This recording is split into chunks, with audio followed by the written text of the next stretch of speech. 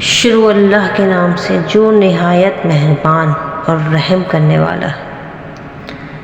اے میرے چادر لپیٹنے والے رسول، رات کو نماز کے واسطے کھڑے رہو،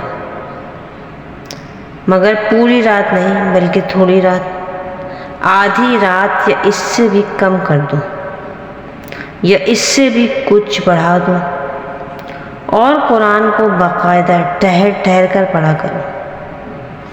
ہم عنقریب تم پر ایک بھاری حکم نازل کریں گے، اس میں شک نہیں کہ رات کا اٹھنا خوب پامال کن اور بہت ٹھکانے ذکر کا وقت ہے۔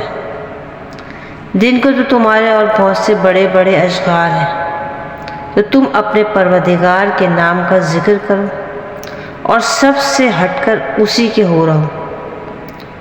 وہی مشرق اور مغرب کا پروردگار ہے، اس کے سوا کوئی معبود نہیں، تو تم اسی کو کارساز بناؤ، اور جو کچھ لوگ بقا کرتے ہیں اس پر صبر کرو، اور ان سے بعنوان شائستہ الگ تھلگ رہو، اور مجھے ان جھٹلانے والوں سے جو دولت مند ہے سمجھ لینے دو، ان کو تھوڑی سی مہلت دے دو۔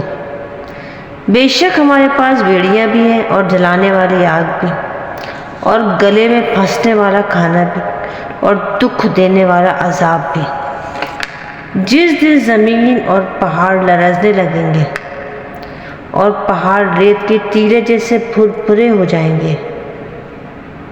اے مکے والو، ہم نے تمہارے پاس اسی طرح ایک رسول محمد صلی اللہ علیہ وسلم جو تمہارے معاملے میں گواہی دے، جس طرح فرعون کے پاس ایک رسول کو بھیجا تھا، تو فرعون نے اس رسول کی نافرمانی کی، تو ہم نے بھی اس کی سزا میں اس کو بہت سخت پکڑا۔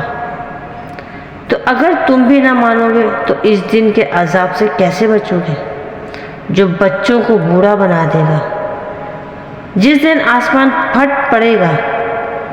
یہ اس کا وعدہ ہے جو پورا ہو کر رہے گا۔ بے شک یہ نصیحت ہے تو جو شخص چاہے اپنے پروردگار کی راہ اختیار کرے۔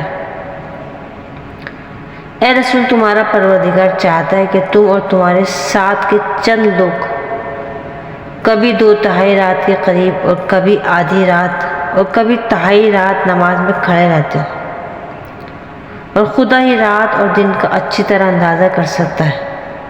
اسے معلوم ہے کہ تم لوگ اس پر پوری طرح حاوی نہیں ہو سکتے، تو اس نے تم پر مہربانی کی، تو جتنا آسانی سے ہو سکے نماز میں قرآن پڑھ لیا کرو۔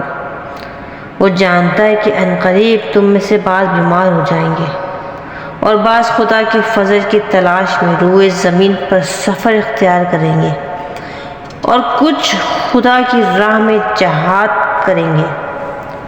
تو جتنا تم سے آسانی سے ہو سکے پڑھ لیا کرو، اور نماز پابندی سے پڑھ لیا کرو، اور زکوٰۃ دیتے رہو، اور خدا کو قرض حسنہ دو، اور جو نیک عمل اپنے واسطے خدا کے سامنے پیش کرو گے اس کو خدا کے یہاں بہتر اور صلے میں بزرگ تر پاؤ گے۔ خدا سے مغفرت کی دعا مانگو، بے شک خدا بڑا بخشنے والا مہربان ہے۔